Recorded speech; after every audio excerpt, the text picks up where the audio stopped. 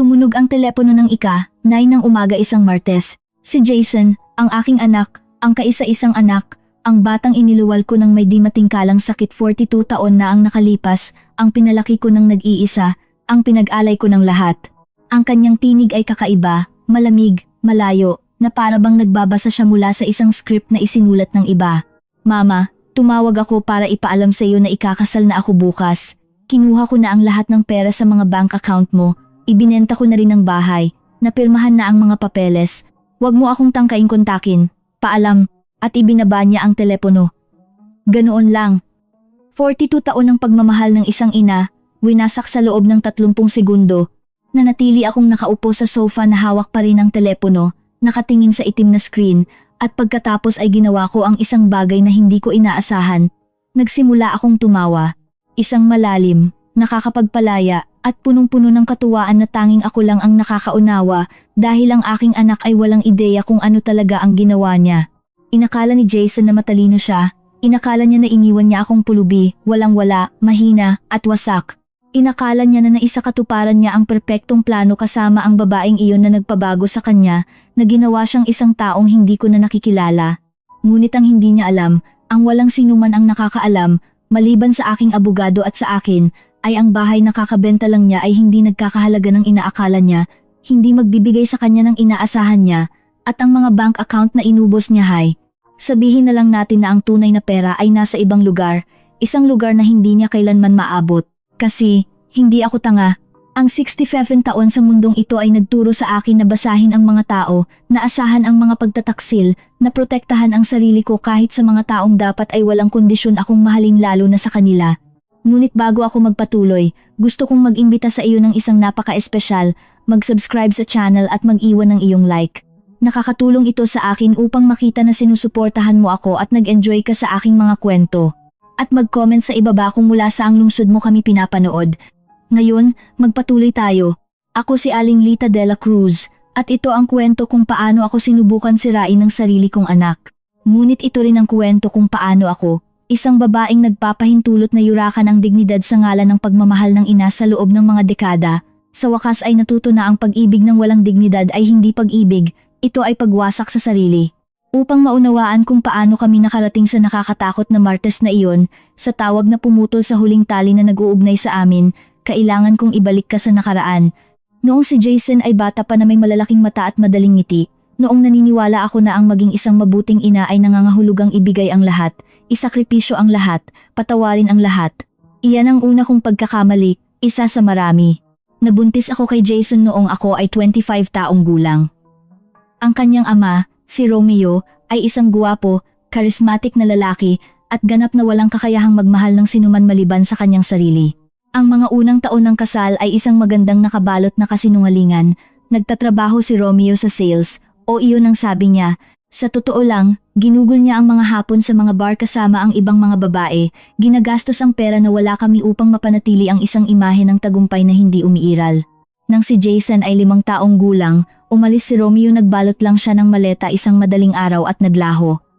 Nag-iwan siya ng maikling sulat, "Hindi ako bagay para dito, pasensiya."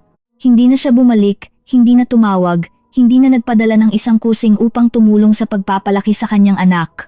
At ako, nalulungkot ngunit determinado, nanumpa na hindi kailanman maghihirap si Jason dahil sa kawalan ng kanyang ama, na sapat na ako, na ibibigay ko sa kanya ang lahat ng kailangan niya at higit pa. Ang sumpaang iyon ang pangalawang pagkakamali na ginawa ko. Nagtrabaho ako ng sabay-sabay sa 3 trabaho sa loob ng maraming taon. Sekretary sa isang law office sa araw, naglilinis ng mga opisina sa gabi, nagbebenta ng mga cosmetic tuwing weekend. Natutulog ako ng 4 na oras kung swertehin. Ang aking mga kamay ay naging magaspang. Ang aking likod ay kurbada ng maaga. Dumating ang uban bago mag-40. Ngunit si Jason ay hindi kailanman nagkulang ng anuman. Mayroon siyang bagong damit habang ang kanyang mga kasama ay gumagamit ng minana. Mayroon siyang mga laruan habang ako ay kumakain ng instant noodles 3 beses sa isang araw. Mayroon siyang lahat ng material na maaaring hilingin ng isang bata. Ang wala sa kanya, ang hindi ko maibigay dahil masyado akong abala sa pagtatrabaho upang suportahan siya, ay mga limit, disiplina, ang salitang hindi, dahil sa tuwing susubukan ko siyang itama, sa tuwing susubukan kong ituro sa kanya na ang mundo ay hindi umiikot sa isang tao, Nakikita ko ang mga mata ni Romeo sa kanyang mukha, nakikita ko ang pag-iwan at ang takot na kamuhian niya ako. Naiwanan niya ako tulad ng pag-iwan sa akin ng kanyang ama, ay nagpapahinto sa akin. Kaya lumaki si Jason ng walang limit. Natutunan niya na ang luha ay maaaring manipulahin ako, na ang mga pangako ay hindi kailangang tuparin, na si mama ay laging nagpapatawad, laging sumusunod, laging nagbibigay ng isa pang pagkakataon, at ako, bulag sa pag-ibig at pagkakasala, pinakainang halimaw na sa huli ay lalamon sa akin.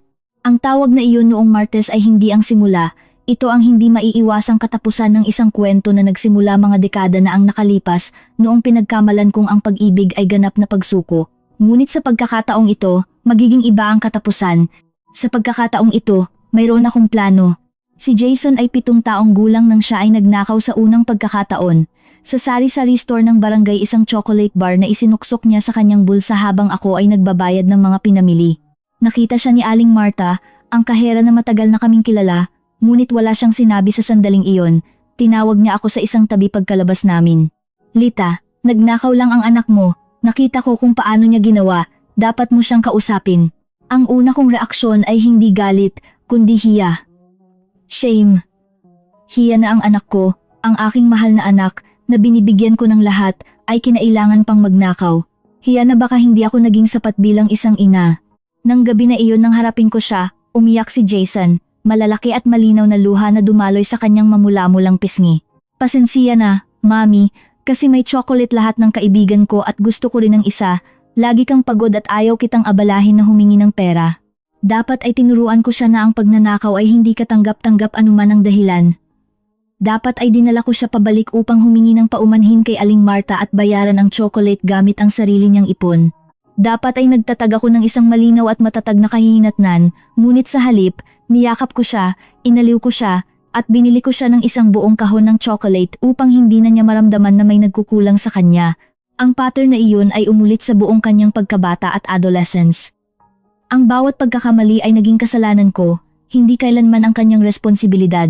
Napakababa ang nakuha ni Jason sa math noong grade 3 dahil pinag-iinitan siya ng guro. Sinuntok niya ang isang kaklase noong grade 5 dahil hinamon siya ng bata. Winasak niya ang kotse na napakamahal sa akin na binili ko para sa kanya noong 17 siya dahil madulas ang kalsada at pumalya ang preno. Laging may dahilan, laging may ibang sisisihin. At ako, laging naniniwala o nagkukunwari na naniniwala dahil ang alternatibo ay masyadong masakit, ang tanggapin na nagpapalaki ako ng isang taong hindi marunong humarap sa mga kahihinatnan ng kanyang mga aksyon. Nang si Jason ay naging 18 taong gulang, ginawa ko ang pinakamasamang desisyon sa buhay ko. Ibinenta ko ang maliit na tahian, swing business, na itinayo ko sa loob ng maraming taon ang tanging matatag na pinagkukunan ko ng kita, ang retirement plan ko upang bayaran ang kanyang matrikula sa universidad, isang pribado at mamahaling universidad, dahil karapat-dapat siya sa pinakamahusay. Bumili ako ng isang maliit na condo unit malapit sa campus dahil kailangan niya ng kalayaan. Binigyan ko siya ng credit card na nakakonekta sa aking account para sa mga emergency. Ang mga emergency ay laging nangyayari. Mga libro na nagkakahalaga ng triple sa normal, mga group project na nangangailangan ng hapunan sa mamahaling restaurant, designer clothes dahil kailangan niyang magmukhang professional. Ang card na dapat ay para sa mga emergency ay naging lifestyle niya, at sa tuwing susubukan ko siyang kausapin tungkol sa mga gastos, ipinapaalala niya sa akin kung gaano ako nagsasakripisyo para sa kanyang pag-aaral. Mama, nagtatrabaho ako ng napakahusay, hindi mo ba ako susuportahan ng hindi kinukwestiyon ang lahat ng oras? Ang pagkakasala ay laging gumagana sa akin. Nagtapos si Jason sa edad na 23 architecture. Nandoon ako sa seremonya na nakasuot ng damit na binili ko sa isang second-hand shop, pumapalakpak ng may luha sa mata habang tinatanggap niya ang kanyang diploma. Nakaramdam ako ng proud. Naramdaman ko na sulit ang lahat ng sakripisyo. Ang anak ko ay isang professional. Ang anak ko ay magkakaroon ng mas magandang kinabukasan kaysa sa akin. Pagkatapos ng seremonya, naghapunan kami. Pinili niya ang isang mamahaling Italian restaurant, umorder siya ng wine, pasta na may lobster, at dessert. Nang dumating ang bill, ipinasa niya ito sa akin nang hindi man lang tumitingin. Ikaw ang manlilibre, di ba, Mama? Special day ko. Nagbayad ako gamit ang credit card na halos umabot na sa limit, wala akong sinabi, hindi ako kailanman nagsalita. Ang mga sumunod na buwan ay mahirap, hindi makahanap ng trabaho si Jason. Ayon sa kanya, ang mga architecture firm ay gusto lang ng mga taong may karanasan, ngunit walang nagbibigay sa kanya ng pagkakataon na makakuha ng karanasan. Isa itong vicious cycle, sabi niya. Samantala, patuloy kong binabayaran ang kanyang condo unit, ang kanyang mga pagkain, ang kanyang transportasyon, hanggang makakita lang ako ng trabaho. Mama, ipinapangako ko, ibabalik ko ang lahat. Mga pangako. Si Jason ay expert sa mga walang laman na pangako. Sa wakas, nakakita siya ng trabaho sa isang katamtamang studio. Ang suweldo ay desente, sapat na upang maging independent. Ngunit nang imungkahi ko sa kanya na marahil ay oras na para panagutan niya ang sarili niyang mga gastos, tiningnan niya ako na para bang ipinagkanulo ko siya. Pinaaalis mo ba ako? Pagkatapos ng lahat ng pinagdaanan natin, Mama, akala ko team tayo. Akala ko gusto mo ang pinakamahusay para sa akin. At nandoon na naman ang manipulation na nagkukunwari bilang pagmamahal ng anak, ang emotional blackmail na nakabalot sa gift wrapper. At ako, gaya ng dati, sumunod. Hindi kita pinaalis, mahal. Naisip ko lang na gusto mo ng mas maraming kalayaan. Ngumiti siya, hinalikan niya ang pisngi ko. Ikaw ang pinakamahusay na mama sa mundo. Hindi ko alam kung ano ang gagawin ko kung wala ka. Dapat ay alam ko na noon na hindi siya aalis, na hindi niya ako kailanman iiwan na mag-isa, dahil hindi ako ang kanyang ina, ako ang kanyang walang hanggang pinagkukunan ng yaman, ang kanyang safety net, ang kanyang walang katapusang dahilan upang hindi maging mature. 3 taon pagkatapos, noong siya ay 27, dumating siya na may balita, may nakilala siya, si Cherry, at siya, ayon kay Jason, ay perpekto maganda, matalino, ambisyosa. Sa tingin ko, siya na ang tama, Mama. Sa tingin ko, siya ang kinabukasan ko. Nang sa wakas ay makilala ko siya, alam ko agad na nakakita si Jason ng isang taong kasing toxic niya o mas masahol pa dahil si Cherry ay hindi lang gustong gamitin ako, gusto niya akong sirain. At ang anak ko, nabubulagan ng inaakala niyang pag-ibig, ay magiging perpektong kasabwat niya. Si Cherry Ortiz ay dumating sa buhay ko isang linggo ng tag-ulan ng Abril. Inimbitahan ako ni Jason na mananghalian sa kanyang condo unit, ang unit na patuloy kong binabayaran upang makilala ang isang espesyal. Nagdala ako ng leche flan, gaya ng laging ginagawa ko. Kinatok ko ang pinto ng puno ng inosenteng pag-asa, baka ang babaeng ito ay magiging mabuti para sa aking anak, baka matulungan niya siyang maging mature. Bumukas ang pinto at nandoon siya, 31 taong gulang, perpektong tuwid ang itim na buhok, walang dungis na make-up, nakasuot na para bang pupunta sa isang photoshoot at hindi sa isang kaswal na tanghalian. Inilahad niya ang kanyang kamay sa isang ngiti na hindi umabot sa kanyang mga mata. Aling Lita, marami sa iyo ang nasabi ni Jason sa akin. Ang kanyang hawak ay matatag, halos agresibo. Isang deklarasyon ng kapangyarihan higit pa sa isang pagbati. Pumasok kami at napansin ko agad kung paano siya gumagalaw sa unit na para bang kanya ito. Nagbubukas siya ng mga drawer, naghahain ng wine, nagdidikta sa usapan. Tinitingnan siya ni Jason ng may bobo na paghanga, tumatango sa bawat salita na binibigkas niya. Sa tanghalian, ganap na pinamahalaan ni Cherry ang usapan. Nagkuwento siya tungkol sa kanyang trabaho sa business consulting, hindi niya kailanman tinukoy kung anong uri, tungkol sa kanyang mga biyahe sa Europa, tungkol sa kanyang mahahalagang contact. Ang bawat anecdote ay isang pagpapakita ng bahagyang natatakpan na superioridad. Sinabi ni Jason na nagtrabaho ka sa pananahi. Sabi niya sa isang punto na may tono na ginawang isang bagay na kakaiba at minor ang aking propesyon. Siguro interesante iyon. Lagi kong hinahangaan ang mga taong kayang gumawa ng manual labor. Wala akong pasensiya para sa ganyang mga bagay. Ang paraan niya sa pagsasabi ng manual labor ay nagpaliwanag ng kanyang iniisip na ako ay isang simpleng babae, isang working class, mas mababa sa kanya sa lahat ng paraan. Hindi ipinagtanggol ni Jason ang aking trabaho, hindi niya binanggit ang mga taon na nagtahi ako hanggang sa dumugo ang aking mga daliri upang buhayin siya. Ngumiti lang siya at pinuno ang baso ni Cherry ng wine. Pagkatapos ng tanghalian, habang tumutulong ako sa paghuhugas ng pinggan, nagpaalam si Cherry, sinasabing mayroon siyang mahalagang tawag. Sinubukan kong kausapin ang anak ko. Jason, sigurado ka ba sa kanya? Tila masyado siyang controlling. Tiningnan niya ako ng may pagkadismaya at inis. Mama, alam ko na gagawin mo ito. Alam ko na hindi mo magugustuhan ang sinumang pinili ko. Si Cherry ay matagumpay, may kumpiyansa sa sarili. Iyan ang nakakaabala sa iyo na hindi siya isang taong makokontrol mo. Ang kanyang mga salita ay tumama sa akin na parang sampal. Hindi ko tinangkang kontrolin ang sinuman, sabi ko nang may nanginginig na boses. Nag-aalala lang ako para sa iyo. Bumuntong hininga siya na para bang nakikipag-ugnayan siya sa isang mahirap na bata. Ang problema mo, Mama, ay hindi mo ako hinahayaang lumaki. Lagi mong kinu-question ang aking mga desisyon. Tama si Cherry, kailangan kong matutong maglagay ng limit sa iyo. Tama si Cherry, halos 3 buwan pa lang silang magkasama at nasa isip na niya si Cherry, nagtatanim ng mga binhi ng kawalang tiwala sa akin. Nanatili akong tahimik, nilulunok ang mga salita na gusto kong isigaw dahil alam ko na kung pipilitin ko pa, mawawala ko siya o iyon ang akala ko. Kaya, sa mga sumunod na linggo, nagsimulang lumayo si Jason. Ang mga tawag ay nagiging madalang, ang mga pagbisita ay kinakansela sa mga hindi malinaw na dahilan. Kapag sa wakas ay nakita ko siya, laging nandoon si Cherry, binabantayan ang bawat interaksyon na parang isang seloso na bantay, at laging nakakahanap siya ng mga banayad na paraan upang hiyain ako. Jason, ang mama mo ba ay laging pumupunta ng walang abiso? Tanong niya ng may matamis na tono ngunit puno ng lason. Lita, kakaiba ang sweater na iyan, vintage. Vintage ang kanyang magalang na paraan upang sabihin na luma at baduy. Nakatira ka pa rin ba sa barangay na iyon? Sinabi sa akin ni Jason na medyo delikado. Dapat mong isipin ang paglipat sa mas ligtas. Bagamat, sa palagay ko, budget yan. Ang bawat komento ay isang saksak na nakabalot sa huwad na pag-aalala. At hindi kailanman siya pinigilan ni Jason, hindi niya ako kailanman ipinagtanggol, nagbabago lang siya ng paksa ng hindi komportable. 3 buwan pagkatapos kong makilala siya, dumating si Jason sa bahay ko na may balita. Mama, kami ni Cherry ay magsasama na, lilipat siya sa condo unit ko. Lumubog ang tiyan ko. Hindi mo ba iniisip na masyadong maaga? Tanong ko ng maingat, sumimangot siya. Nagsimula ka na, alam ko na gagawin mo ito, sabi ni Cherry, hindi mo magugustuhan dahil hindi mo matitiis na maging masaya ako sa iba. Hindi iyan totoo, protesta ko.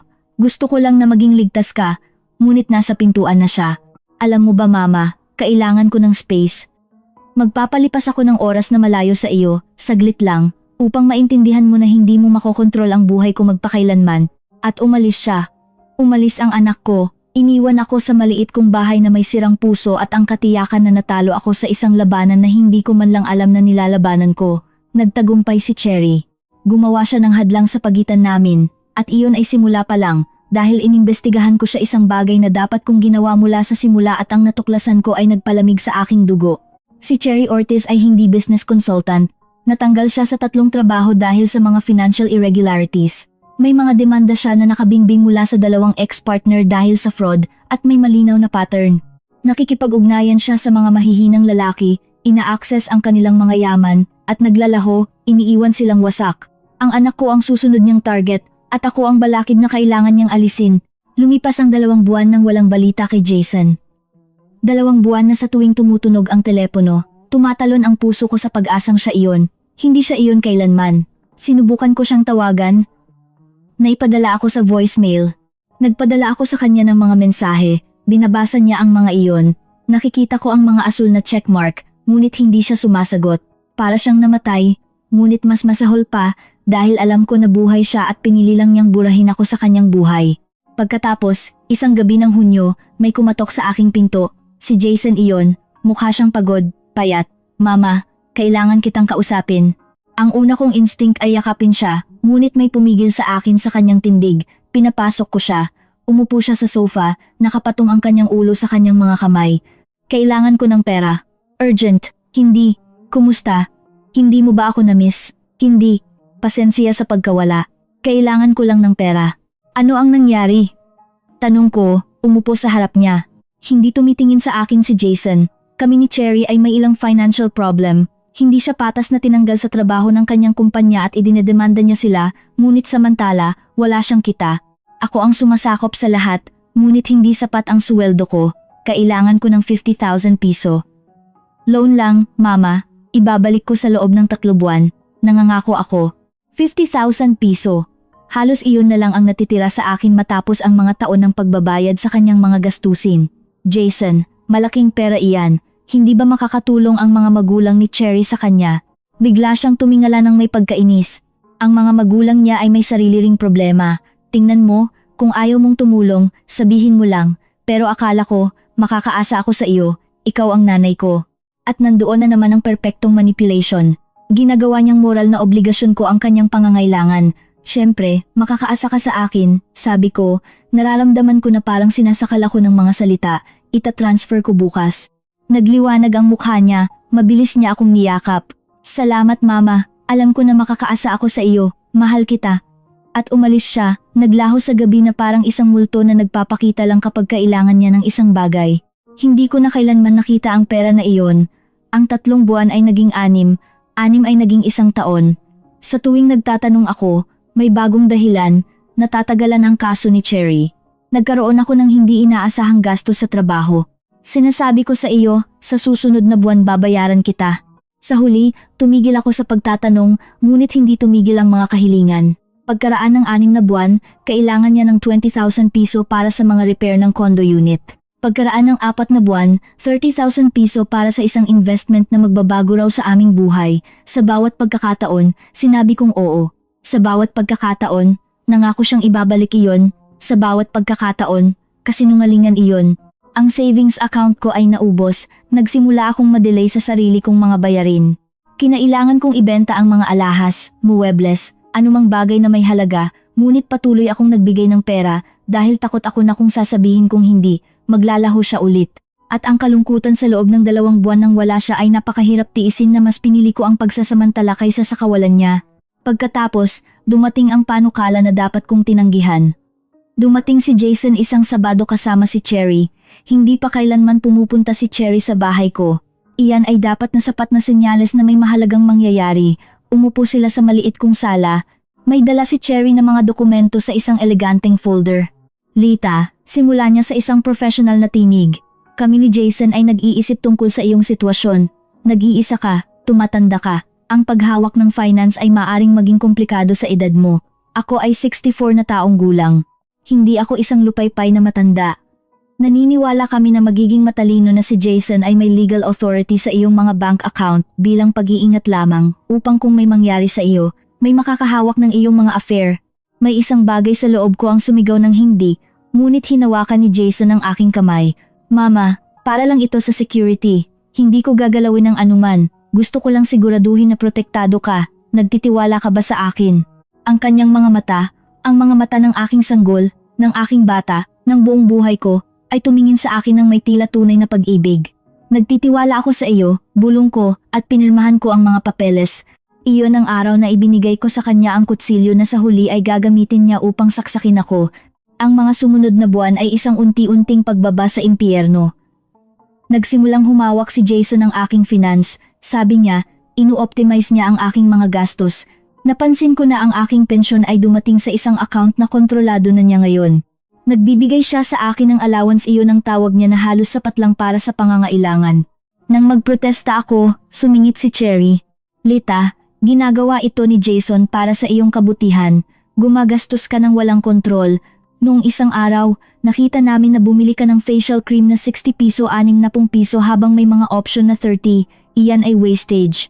60 piso. Sinasaway nila ako dahil sa paggastos ng 60 piso sa isang bagay na nagpapagaan sa pakiramdam ko. Tumindi ang isolation, ang ilang kaibigan ko ay tumigil sa pagbisita. Pagkatapos, nalaman ko na sinabi sa kanila ni Jason na nalilito ako at ang mga pagbisita ay masyadong nakakapagod sa akin. Ang aking mga kapitbahay ay nagsimulang tumingin sa akin ng may awa. Nagkalat si Cherry ng mga chismis na nawawalan ako ng memorya, na nagsasalita ako ng mag-isa, na nakakalimutan ko ang mga bagay. Ang totoo, hindi ako kailanman naging mas malinaw ang pag-iisip. Ang bawat pisong ninakaw, ang bawat kahihiyan, ang bawat kasinungalingan ay nakatala sa aking memorya ng may masakit na kalinawan. Ngunit walang naniwala sa akin dahil ang sarili kong anak ang sumusuporta sa bawat kasinungalingan ni Cherry.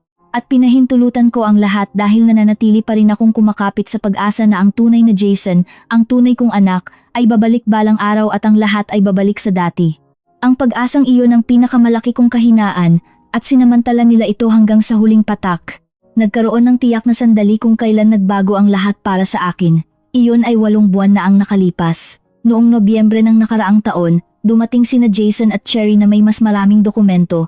Sa pagkakataong ito, gusto nilang ilipat ko sa kanila ang titulo ng aking bahay. Para sa mga tax iyan, Mama, paliwanag ni Jason sa ngiting iyon na hindi na umabot sa kanyang mga mata. Kung ang bahay ay nakapangalan sa akin, maaari tayong makakuha ng tax benefit. Dito ka pa rin titira, syempre, legal transaction lang iyan. Idinagdag ni Cherry ng may matamis na tinig, at saka, Lita, sa edad mo, ang pagkakaroon ng mga ari-arian sa iyong pangalan ay maaaring maging problematic. Kung may mangyari sa iyo, ang proseso ng inheritance ay komplikado. Pinapasimple nito ang lahat. Inilahad niya sa akin ang panulat. Pumirma ka lang dito at dito. Tiningnan ko ang mga dokumento, tiningnan ko ang anak ko, at sa unang pagkakataon sa mga dekada, nakita ko ng may ganap na kalinawan kung ano ang nangyayari. Hindi ito pag-ibig, hindi ito pag-aalala, ito ay isang masusing plano na iwanan akong walang anuman, na agawin sa akin ang lahat habang humihinga pa ako, upang tiyakin na kapag namatay ako o bago pa kanila na ang lahat at wala akong paraan upang ipagtanggol ang sarili ko. Kailangan kong pag-isipan, sabi ko, inilapag ang panulat. Ang mukha ni Cherry ay tumigas sa loob ng isang fraction of a second bago niya muling nakuha ang mask. Pag-isipan, Lita, para iyan sa iyong kabutihan. Lumapit si Jason. Mama, ano pa ang pag-iisipan? Hindi ka ba nagtitiwala sa akin? Ang tanong na iyon na naman, ang sandata na laging ginagamit laban sa akin. Nagtitiwala ako sa iyo, pagsisinungaling ko, ngunit bahay ko ito. Kailangan ko ng ilang araw upang iproseso ito. Biglang tumayo si Jason. Alam mo ba, ayos lang, maglaan ka ng oras mo, ngunit huwag kang lalapit na umiiyak kapag nagkaroon ka ng legal problem at hindi ako makakatulong. Umalis sila, iniiwan ang mga dokumento sa aking mesa, isang tahimik na paalala kung ano ang gusto nila, kung ano ang sa huli ay kukunin nila. Nang gabing iyon hindi ako natulog. Nananatili akong gising, nakatingin sa mga pader ng bahay na binili ko sa pawis ng 20 taong pagtatrabaho. Ang bahay na tinangka ng aking ex-husband na si Romeo na agawin sa akin noong divorce at ipinaglaban ko ng matindi upang manatili sa akin, ang bahay na kumakatawan sa tanging seguridad ko sa mundo.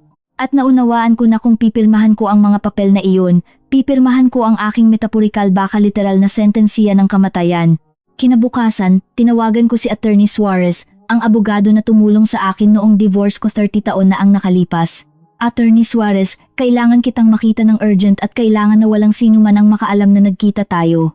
Bago ako magpatuloy, sabihin mo sa akin dito sa mga komento kung ano ang palagay mo sa kuwentong ito sa ngayon at ano ang gagawin mo sa kanilang lugar. Huwag kang aalis sa video dahil ang susunod na mangyayari ay magpapatalon sa iyo. Nagkita kami sa kanyang opisina makalipas ang 3 araw. Ikinuwento ko ang lahat. Ang naglahong pera, ang kontrol sa aking mga account, ang isolation, ang mga chismis tungkol sa aking mental health, at ngayon, ang pilit na paglilipat ng bahay. Tahimik na nakinig si Attorney Suarez na may lalong lumalalang ekspresyon.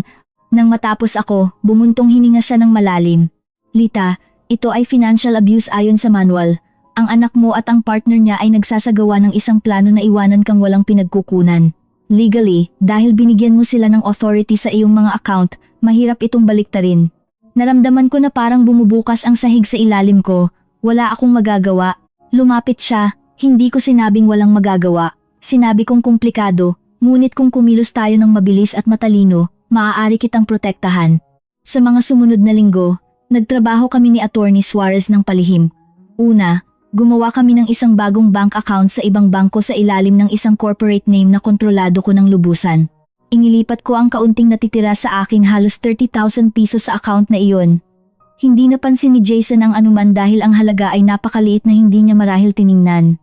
Pangalawa at pinakamahalaga, nagtrabaho kami sa bahay. Hindi ka pwedeng tumanggilang pumirma, paliwanag ni Attorney Suarez. Iyon ay magpapaalerto sa kanila at bibilis ang kanilang mga plano. Sa halip, gagawa tayo ng sitwasyon kung saan kung pumirma ka, hindi nila makukuha ang inaasahan nila. Ipinaliwanag niya ang plano. Ito ay komplikado, ngunit brilliant. Lumabas na ang aking bahay ay may mga utang na hindi ko alam, mga utang na strategic naming ginawa ni Attorney Suarez. Kumuha kami ng isang private mortgage sa isang lender na kilala ni Attorney Suarez, isang kagalang-galang na lalaki na naunawaan ng sitwasyon at pumayag na tumulong. Ang utang ay halos katumbas ng kabuuang halaga ng bahay. Sa papel, ang bahay ko ngayon ay may utang na mas malaki pa sa halaga nito. Bukod pa rito, gumawa kami ng mga espesyal na clause sa titulo. Kung ang ari-arian ay ililipat sa sinumang tao maliban sa akin habang nabubuhay ako, automatikong mag-activate ang ilang kondisyon. Ang bagong may-ari ay sasagutin ng lahat ng utang kaagad at may mga tax penalty na magpapahirap sa kita. Basically, paliwanag ni Attorney Suarez, kung magtagumpay ang anak mo na mailipat sa kanya ang bahay, aakala niyang nanalo siya, ngunit sa totoo lang, magmamana siya ng isang financial time bomb at kapag sinubukan niyang ibenta iyon, matutuklasan niya na wala itong halaga pagkatapos bayaran ang lahat ng utang. Ito ay perpekto Machiavellian at ganap na kinakailangan. Ngunit may isa pang kailangan mong gawin, sabi ni Attorney Suarez ng may kaseryosohan. Kailangan mong dokumentuhin ang lahat, bawat interaksyon, bawat manipulation, bawat pisong kinuha nila sa iyo, dahil ito ay maaaring magtapos sa hukuman. Inabot niya sa akin ang isang maliit na recorder. I-record mo ang mga usapan kapag dumating sila, magtala ka ng nakasulat sa lahat. Mangalap ng evidence. Sa mga sumunod na buwan, ginawa ko iyon. Nag-record ako ng mga usapan kung saan ako ininsulto ni Cherry, iniisip na hindi ako nakakaintindi. Dokumentado ko ang bawat kahina-hinalang withdrawal mula sa aking mga account. Itinago ko ang mga mensahe kung saan nangako si Jason na ibabalik ang pera na hindi niya kailanman ibinalik. Bumuo ako ng isang kumpletong file ng kanilang pagtataksil at naghintay. Naghihintay ako sa sandali kung kailan sila gagawa ng huling dagok, ang sandali kung kailan iisipin nila na nanalo sila. Ang sandaling iyon ay dumating 3 araw na ang nakalipas sa tawag sa telepono na nagpabago sa lahat. Pagkatapos ng tawag noong Martes, pinayagan ko ang sarili ko na tumawa sa loob ng 5 minutong puno. Pagkatapos, nag-serve ako ng isang tasa ng tsaa. Umupo ako sa paborito kong upuan, ang laging kinukutya ni Cherry dahil sa pagiging antiquated, at naghintay. Alam ko na hindi magtatagal. Ipinaliwanag sa akin ni Attorney Suarez kung ano mismo ang mangyayari sa sandaling sinubukan ni Jason na i-access ang pera at tapusin ang benta ng bahay. Ang unang tawag ay dumating 4 na oras pagkatapos. Hindi ko sinagot. Si Jason iyon, ngunit lumabas ang kanyang numero ng 7 beses ng sunod-sunod sa aking screen. Pagkatapos, nagsimula ang mga mensahe. Mama, tumawag ka sa akin ng urgent. Kailangan kitang kausapin ngayon. Seryoso ito, sagutin mo ang telepono. Binasa ko ang lahat ng may kapayapaan na hindi ko naramdaman sa loob ng maraming taon. Ang bawat desperadong mensahe ay isang maliit na tagumpay. Kinabukasan, tinawagan ako ni Attorney Suarez. Lita, pumunta ang anak mo sa bangko. Sinubukan niyang i-withdraw ang pera mula sa mga account na kontrolado niya. Huminto siya ng may dramatic na pag-pause at natuklasan niya na may pesos lang. Ayon sa kontak ko sa bangko, gumawa siya ng eksena. Sumigaw siya na may pagkakamali na kulang ng higit sa 100,000 piso. Ipinaliwanag sa kanya na ikaw ang gumawa ng mga legal transfer sa ibang mga account na karapatan mo iyon dahil technically, may authority lang siya sa administration, hindi ownership ng pera. Galit na galit siya. Ngumiti ako.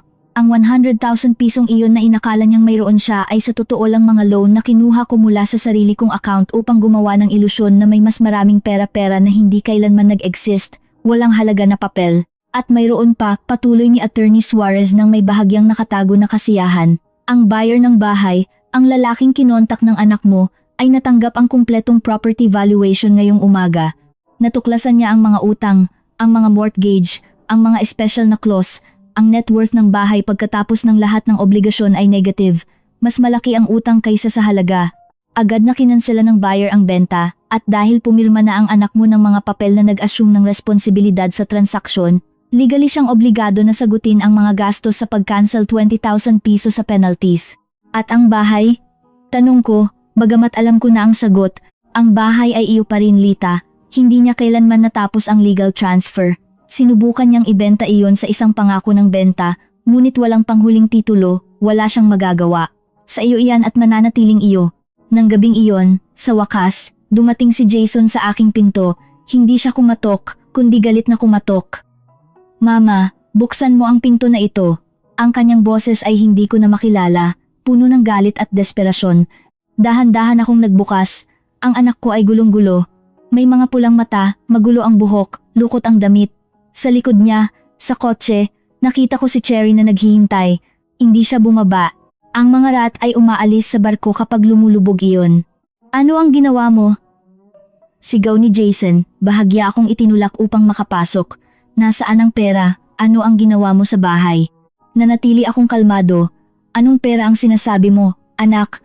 Ang pera na ninakaw mo mula sa aking mga account, iniisip na hindi ko mapapansin. Hindi ako nagnakaw ng anuman. Binigyan mo ako ng access, pinirmahan mo ang mga papeles. Ang kanyang boses ay nabasag sa pagitan ng galit at isang bagay na mas malalim, panic. Oo, pumirma ako ng mga papeles na nagbibigay sa iyo ng authority na mag-administrate, hindi magnakaw. May napakahalagang pagkakaiba sa batas. Tiningnan ko siya ng diretso sa mata.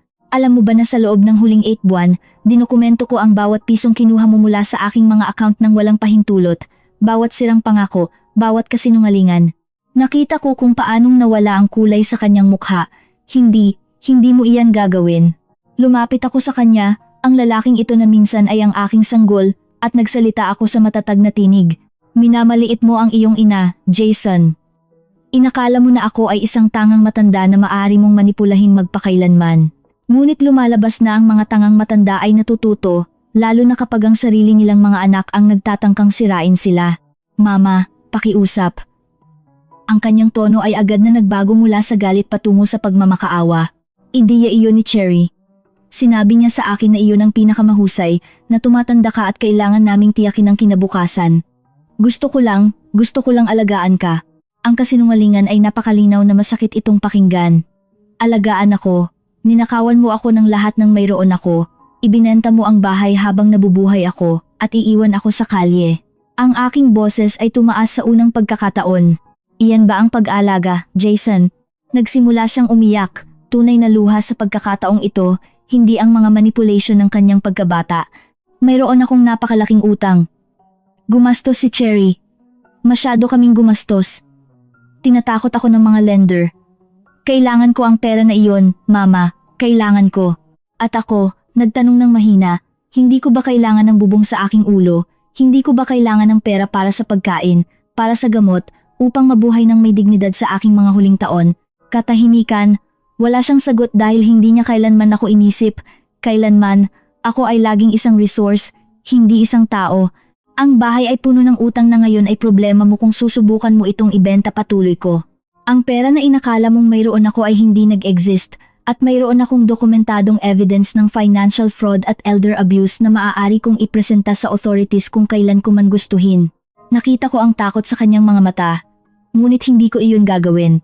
Alam mo kung bakit? Bakit? Bulong niya.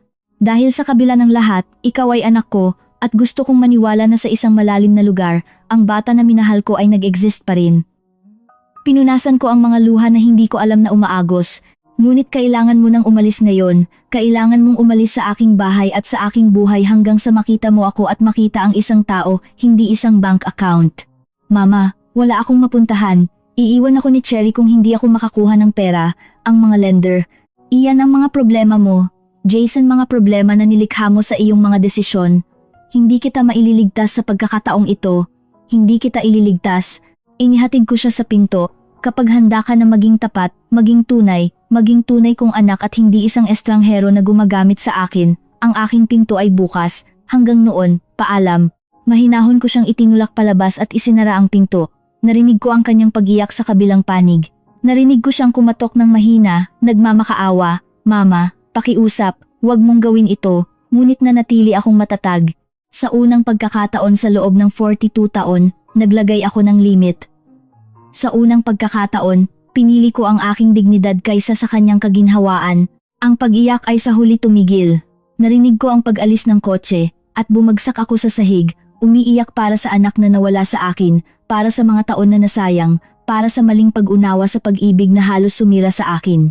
Ngunit umiyak din ako dahil sa ginhawa, dahil sa wakas, malaya ako. Ang mga sumunod na araw ay kakaiba, ang katahimikan, wala ng tawag, wala ng mensahe. Si Jason ay naglaho sa buhay ko tulad ng ginawa niya nang ihiwalay siya sa akin ni Cherry. Ngunit sa pagkakataong ito, iba ang pakiramdam ng kawalan. Hindi ito ang matinding sakit ng pagtanggi. Ito ay isang tahimik na sakit, ang uri na kasama ng kinakailangang mahirap na desisyon, ang sakit ng pagputol ng isang may sakit na bahagi ng iyong buhay upang ang natitira ay gumaling. Pinapanatili ako ni Attorney Suarez na updated nang hindi ako nagtatanong. Ang anak mo ay nakakita ng trabaho sa isang construction company, sabi niya sa akin isang hapon sa aming lingguhang meeting. Hindi siya architect doon, assistant siya, nagdadala ng mga materyales, gumagawa ng manual labor, minimum lang ang suweldo. Tumango ako ng tahimik, nararamdaman ng isang halo ng proud at sakit. Proud dahil nagtatrabaho siya, kumikita ng matapat, masakit dahil alam ko kung gaano kasakit sa kanyang ego ang bumagsak ng ganoon. Nakatira siya sa isang pension house, patuloy ni Attorney Suarez. Sinasaluhan niya ang silid kasama ang dalawa pang lalaki. Sabi nila, maaga siyang umaalis at bumabalik ng gabi. Hindi siya masyadong nakikipagsosyal, nagtatrabaho lang. Ito ay isang mahirap na buhay. Ang buhay na dinaranas ni Jason ngayon, isang buhay na dinanas ko sa loob ng maraming taon upang suportahan siya. Marahil sa unang pagkakataon, nauunawaan niya talaga kung ano ang ibig sabihin ng mabuhay ng walang safety net. Hindi ba masama na may bahagi sa akin ang nakakaramdam ng ginhawa? Tanong ko ng mahina. Tiningnan ako ni Attorney Suarez ng may pag-unawa. Hindi ito masama. Ito ay human. Tinangka niya kang sirain. Ang pagharap niya sa mga kahihinatnan ng kanyang mga aksyon ay hindi nagpapababa sa iyo, ginagawa kang isang taong may malusog na limit. Ngunit ang mga salita ay hindi ganap na nagpapagaan sa pagkakasala ng ina na patuloy na bumabagabag sa akin. Gaano man kadalas kong ulitin sa sarili ko na tama ang ginawa ko, isang bahagi sa akin ang bahaging naghihele sa kanya noong umiiyak pa siyang sanggol, ang nagpapagaling sa kanyang mga gasgas sa tuhod, ang nagsakripisyo ng lahat para sa kanya ay nagtatanong kung masyado akong naging harsh. Ang sagot ay dumating makalipas ang 2 linggo sa anyo ng isang sulat. Nakita ko ito na nakasiksik sa ilalim ng aking pinto isang madaling araw. Galing ito kay Jason, sulat kamay na may nanginginig na sulat. Mama, alam kong wala akong karapatang sumulat sa iyo. Alam kong hindi ako karapat-dapat sa iyong pagpapatawad, ngunit kailangan kong malaman mo ang isang bagay. Tama ka. Tungkol sa lahat, tungkol kay Cherry, tungkol sa akin, tungkol sa naging ako.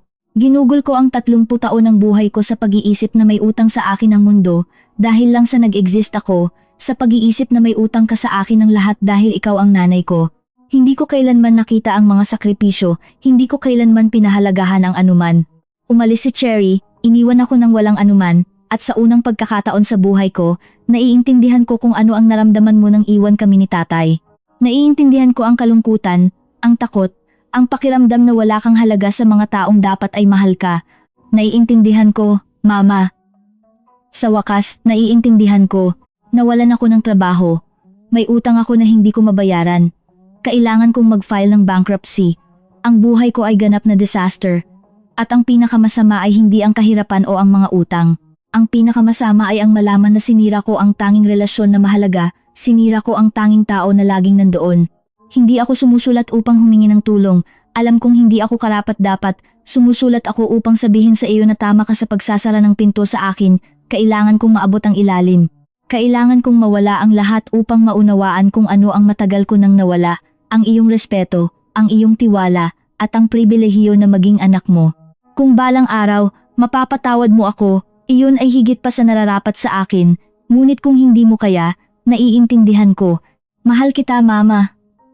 Laging kitang minahal, bagamat hindi ko kailanman alam kung paano iyon ipakita. Ang anak mo na nagkamali, Jason. Binasa ko ang sulat ng 3 beses. Umiyak ako sa bawat pagbasa dahil iyon mismo ang gusto kong marinig sa loob ng maraming taon. Isang tunay na pagkilala sa kanyang selfishness, sa aking sakit, sa mga kahihinatnan ng kanyang mga aksyon, hindi ito manipulation. Hindi siya humihingi ng pera. Sa unang pagkakataon sa loob ng mga dekada, siya ay tapat ngunit ang katapatan ay hindi nagbura ng pinsala. Hindi nito ibinalik ang mga taon na nawala, ang perang ninakaw, ang dignidad na niyurakan. Ang katapatan ay isang unang hakbang, hindi isang solusyon. Makalipas ang 2 araw, nakatanggap ako ng tawag mula sa isang hindi kilalang numero, ang may-ari ng hotel kung saan nakatira si Jason.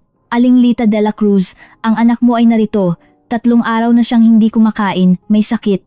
Sa tingin ko ay may mataas na lagnat, wala siyang pera para sa doktor, nakita ko ang numero mo sa kanyang telepono, pakiusap, hindi ko alam kung sino pa ang tatawagan.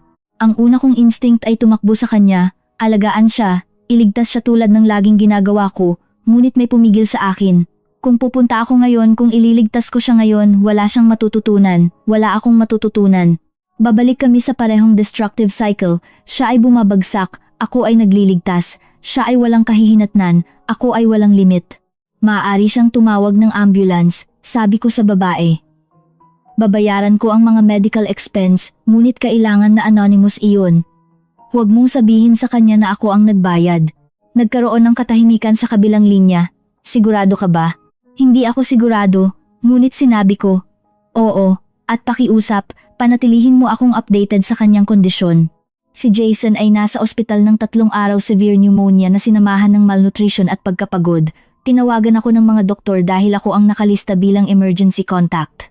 Ang anak mo ay stable, ngunit mahina, kakailanganin niya ng mga linggo ng paggaling. May mag-aalaga ba sa kanya pagkalabas niya? Iyon ang tanong. Wala, ako ang magiging taong iyon. Bubuksan ko ba ulit ang aking pinto, ang aking buhay, ang aking puso sa isang taong nagpakita na kaya niyang sirain ako ng walang pagsisisi? Ilang pagkakataon ba ang nararapat sa isang tao? Ilang beses ba nagpapatawad ang isang ina bago ang pagpapatawad ay maging complicity sa sarili niyang pagkasira? Pumunta ako sa ospital. Hindi ko maiiwasan. Nakita ko siya sa salamin ng kanyang silid bago ako pumasok. Tulog siya, nakakonekta sa mga swero, na may kapayatan na nagwasak sa aking puso. Mukha siyang maliit, mahina, tulad ng bata na siya bago ang buhay at ang sarili kong mga pagkakamali bilang isang ina ay nagpabago sa kanya sa kung ano siya ngayon. Pumasok ako ng tahimik at umupo sa tabi ng kanyang kama, dahan-dahang nagbukas ang kanyang mga mata. Nang makita niya ako, agad na umagos ang luha sa kanyang pisngi. Mama, bulong niya sa namamaos na tinig. Pasensya na ng sobra. Hinawakan ko ang kanyang kamay na minsan ay napakaliit sa loob ng akin at naramdaman ko ang lahat ng bigat ng 42 taon ng isang komplikado, nasira, ngunit hindi maikakaila na tunay na relasyon. Alam ko, sabi ko, ganoon lang. Nanatili kaming tahimik sa loob ng mahabang minuto. Sa huli, nagtanong si Jason, "Ano ang gagawin ko ngayon, Mama?" Nawala ko ang lahat. Tiningnan ko siya ng diretso sa mata. "Bubuo ka ulit, ngunit sa pagkakataong ito, gagawin mo ng mag-isa, sa sarili mong pagsisikap, walang shortcut, walang gagamitin na ibang tao. At kung nagbago ka talaga, kung naunawaan mo talaga ang leksyon, magtatagumpay ka." "At tayo?" tanong niya sa mahinang boses. "May tayo pa ba?" Huminga ako ng malalim. "Hindi ko alam, Jason. Sa totoo lang, hindi ko alam, kailangan ko ng oras. Kailangan mong magpakita ng aksyon, hindi salita, na nagbago ka at kailangan kong matuto na magpatawad ng hindi nakakalimutan, na magmahal ng hindi sinisira ang sarili ko. Hindi ko alam kung posible, ngunit baka sa paglipas ng panahon at maraming trabaho, makakita tayo ng paraan." Tumayo ako upang umalis. Sa pintuan, lumingon ako. "Babayaran ko ang hospital bill mo, iyon lang. Pagkatapos, mag-isa ka na, at sa pagkakataong ito, hindi iyan kalupitan, ito ay paggalang. Paggalang sa iyo bilang isang adult na may kakayahang harapin ang kanyang mga kahihinatnan, at paggalang sa akin bilang isang tao na karapat-dapat sa dignidad." Umalis ako nang hindi lumilingon, na may sirang puso, ngunit tuwid ang likod. Ang daan sa hinaharap ay magiging mahaba at masakit para sa aming dalawa, ngunit sa unang pagkakataon, ito ay magiging tapat. Lumipas ang asings na buwan, 6 na buwan na pinanatili ko ang aking salita, binayaran ko ang hospital bill, at pagkatapos ay wala na akong kontak kay Jason. Iyon ang pinakamahirap na panahon sa buhay ko, mas masahol pa kaysa noong iniwan ako ni Romeo, mas masahol pa kaysa sa mga taon ng labis na pagtatrabaho. Dahil sa pagkakataong ito, ako ang pumili ng distansya, ako ang nagsara ng pinto, at araw-araw ay nagtatanong ako kung tama ba ang ginawa ko. Pinapanatili ako ni Attorney Suarez na updated nang hindi ako nagtatanong. "Ang anak mo ay nakakuha ng trabaho sa isang construction company," sabi niya sa akin isang araw. Hindi siya architect doon, assistant siya, nagdadala ng mga materyales, gumagawa ng manual labor, minimum lang ang sweldo. Tumango ako, nararamdaman ng isang halo ng proud at sakit. Proud dahil nagtatrabaho siya, kumikita ng matapat, masakit dahil alam ko kung gaano kasakit sa kanyang ego ang bumagsak ng ganoon. Nakatira siya sa isang pension house, patuloy ni Attorney Suarez. Sinasaluhan niya ang silid kasama ang 2 pang lalaki. Sabi nila, maaga siyang umaalis at bumabalik ng gabi. Hindi siya masyadong nakikipagsosyal, nagtatrabaho lang. Ito ay isang mahirap na buhay. Ang buhay na dinaranas ni Jason ngayon, isang buhay na dinanas ko sa loob ng maraming taon upang suportahan siya. Marahil sa unang pagkakataon, nauunawaan niya talaga kung ano ang ibig sabihin ng mabuhay ng walang safety net. Isang Martes ng hapon, 3 buwan pagkatapos ng kanyang paglabas sa ospital, nakatanggap ako ng isang sobre sa aking koreo. Sa loob, may 500 piso at isang sulat, "Unang bayad sa utang ko sa iyo." Alam kong maliit lang. Alam kong magtatagal ng mga taon, ngunit gagawin ko, Jason. Wala itong return address, hindi humihingi ng sagot, tinutupad lang niya ang isang pangako. Sa susunod na buwan, dumating ang isa pang sobre, 500 piso ulit, pangalawang bayad. Magpapadala ako bawat buwan. Hindi ako umaasa sa iyong pagpapatawad, gusto ko lang gawin ng tama. At ganoon ang nangyari ng relihiyoso bawat buwan, hindi kailanman lumampas sa 500 piso dahil marahil iyon lang ang kaya niyang isave mula sa kanyang minimum na suweldo, ngunit dumating iyon, laging dumating. Sa 5 buwan, mas mahaba ang sulat. "Mama, nakakuha ako ng pangalawang trabaho. Tuwing weekend, nagre-repair ako ng mga bahay. Hindi ito architecture, ngunit ginagamit ko ang aking kaalaman. Nag-iipon ako upang bayaran ang aking mga utang, upang muling buuin ang buhay ko, at bawat araw na nagtatrabaho ako, Iniisip kita kung paano ka nagtrabaho ng ganyan sa loob ng maraming taon para sa akin. Ngayon, naiintindihan ko kung ano ang ibig sabihin. Ngayon, pinahahalagahan ko ang hindi ko kailanman pinahalagahan. Itinago ko ang bawat sulat, bawat isa. Binabasa ko ang mga iyon tuwing gabi kapag ang kalungkutan ay hindi na matitiis.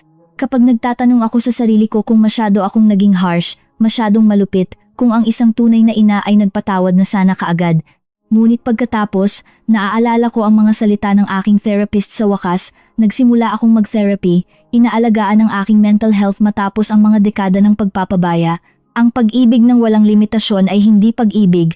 Anito ay codependency, ito ay pagwasak sa sarili. Isang hapon ng Abril, halos 6 na buwan pagkatapos ng huling pagkakataon na nakita ko siya sa ospital, may kumatok sa aking pinto, Sabado iyon. Naghahanda ako ng hapunan nang marinig ko ang doorbell. Nagbukas ako ng hindi tumitingin sa peephole, isang pagkakamali na laging sinasaway sa akin ni Attorney Suarez.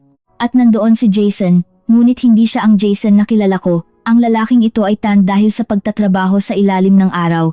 May mga muscle siya sa mga lugar na dati ay malambot lang.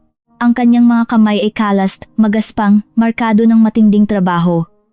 Nakasuot siya ng simpleng damit, malinis ngunit luma. At ang kanyang mga mata ay may isang bagay na hindi ko nakita sa loob ng maraming taon, tunay na kapakumbabaan.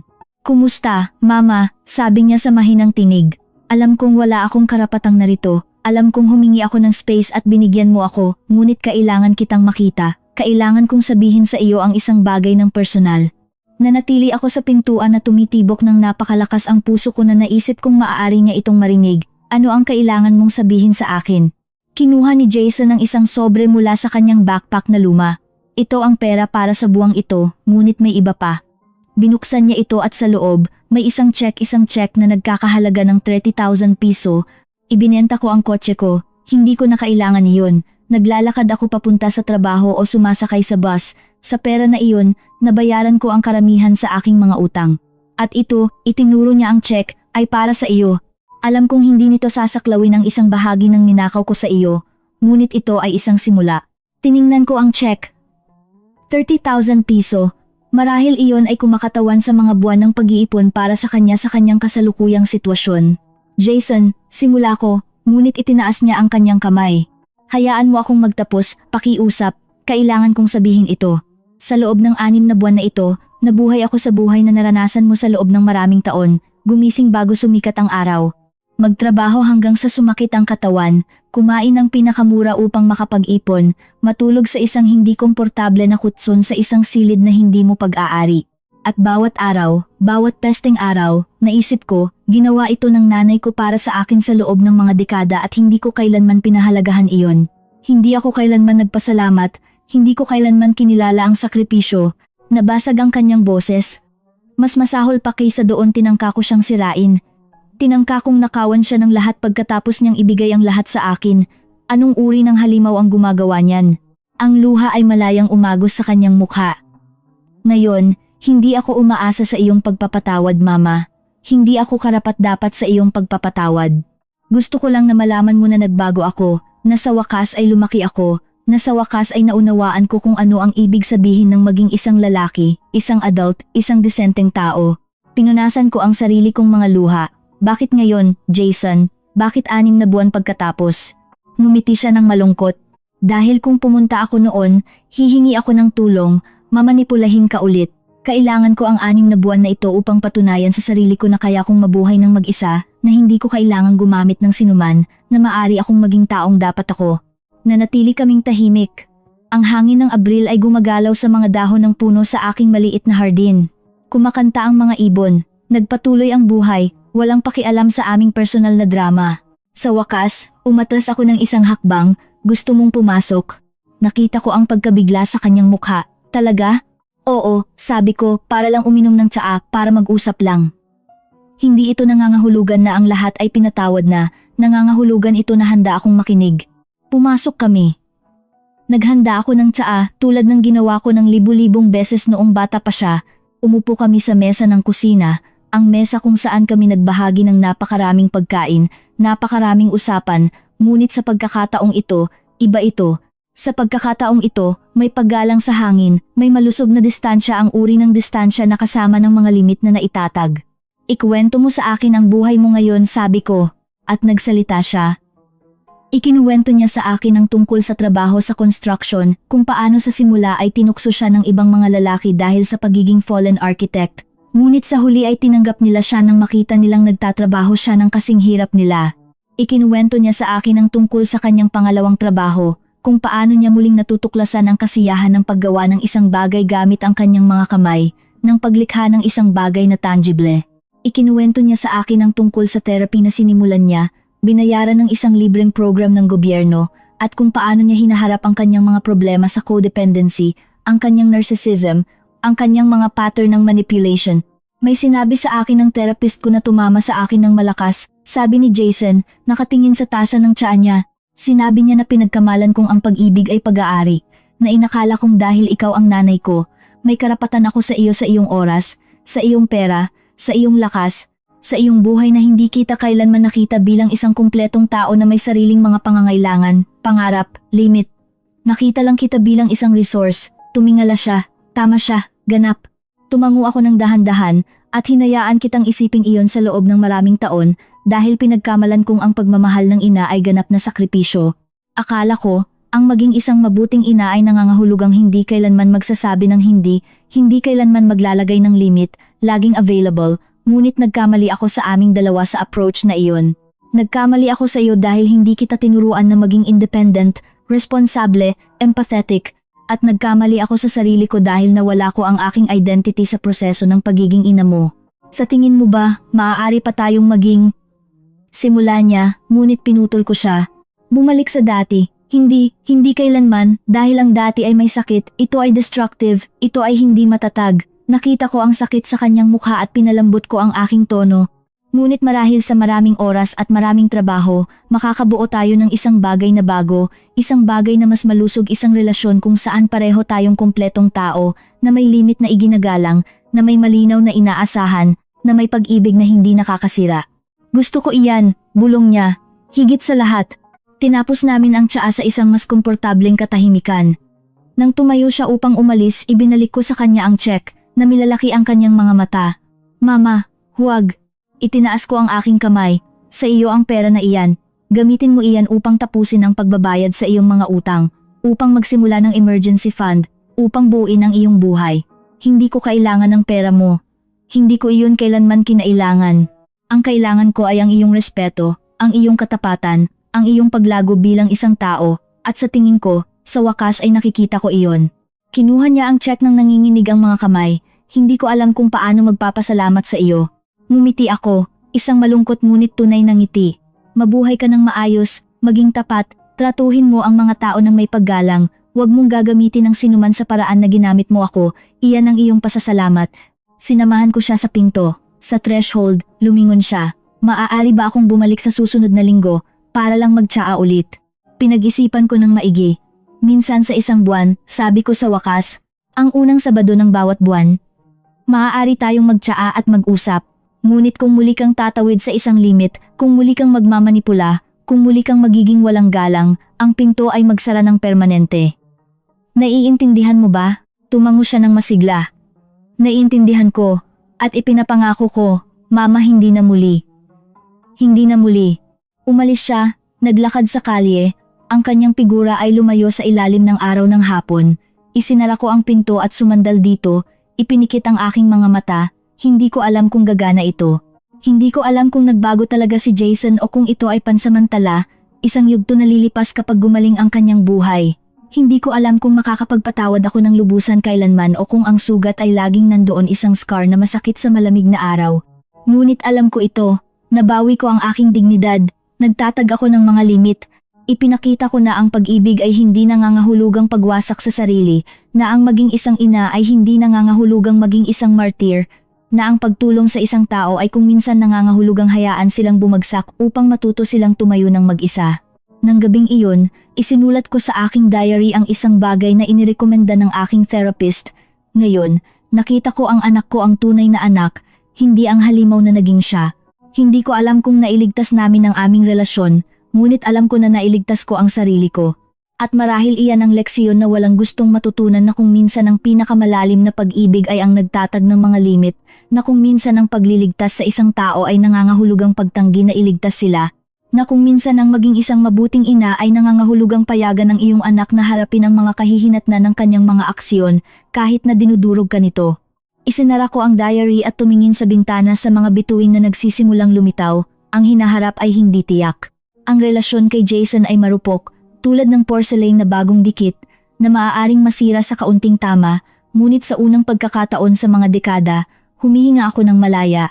Sa unang pagkakataon, hindi ko dinadala ang bigat ng pagliligtas sa isang taong ayaw magpaligtas, at iyon, natuklasan ko, ay sapat na. Hindi ito isang fairy tale ending. Ito ay isang bagay na mas mahusay, ito ay totoo, ito ay tapat, ito ay ang simula ng isang bagay na mas malusog, kahit naaabutin ng mga taon upang buuin. Ang buhay ay nagturo sa akin na ang tunay na pag-ibig ay hindi walang limit. Ito ay pag-ibig na may limit, may paggalang, may dignidad para sa magkabilang panig. At bagamat inabot ako ng 17 taon upang matutunan iyon, sa wakas, naunawaan ko. Sa wakas, malaya ako. Mahal na kaibigan, salamat sa paglalakbay sa kwentong ito kasama ako. Alam kong hindi ito madali. Alam kong nagparamdam ito, nagpa-reflect, baka nagpaalala pa ng sarili mong mga relasyon sa pamilya. Kung ang kwentong ito ay tumama sa iyong puso, kung nagpaisip sa iyo tungkol sa pag-ibig, mga limit, at pangalawang pagkakataon, hinihiling ko sa iyo na pindutin ang subscribe button. Ang iyong suporta ay nangangahulugang lahat sa akin at tumutulong sa akin na magpatuloy sa pagbabahagi ng mga kwento na nagtuturo sa atin tungkol sa buhay. Mag-iwan ng like kung ang kwentong ito ay nagpakilos sa iyo sa anumang paraan at pakiusap, sabihin mo sa akin sa mga komento kung ano ang palagay mo. Tama ba ang ginawa ni Lita? Ano ang gagawin mo sa kanyang lugar? Naniniwala ka ba sa pangalawang pagkakataon? At sabihin mo sa akin, mula sa ang lungsod sa mundo ka nakikinig sa akin. Gustong-gusto kong basahin ang bawat isa sa iyong mga komento, bawat kwento na ibinabahagi mo. Tandaan, ang kwentong ito ay ganap na fiksyonal, nilikha para sa mga layunin ng entertainment at reflection. Ang mga karakter at sitwasyon ay produkto ng imahinasyon, dinisenyo upang magpaisip sa iyo tungkol sa pag-ibig, mga limit, at dignidad. Salamat sa pagiging narito, magkita tayo sa susunod na kwento.